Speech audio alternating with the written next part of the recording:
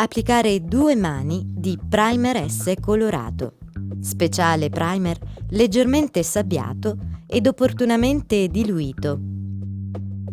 Primer S deve essere colorato in base alla tinta di cartella scelta.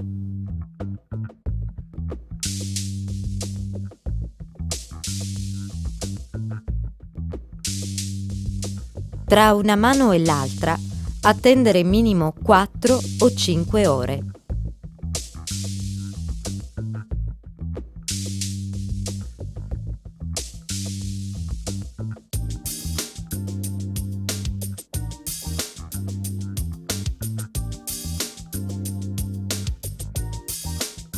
Dopo l'essiccazione del Primer S, miscelare manualmente Décorat Deluxe Base e Arte Perla e spalmare con lo speciale Spalter per Décorat, effettuando dei movimenti ad incrocio.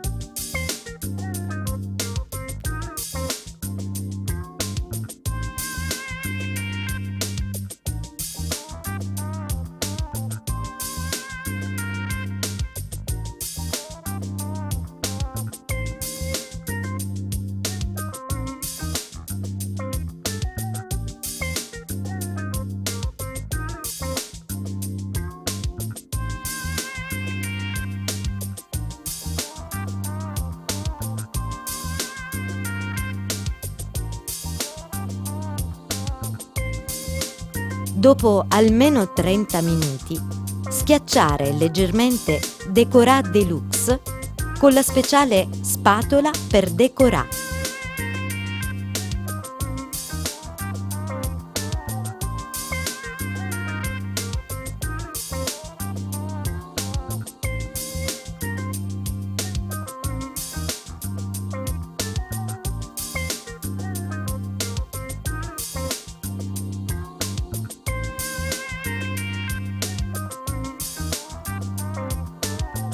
L'effetto finale di Décorat si manifesta ad essiccazione avvenuta, ovvero dopo 4 o 5 ore dall'applicazione.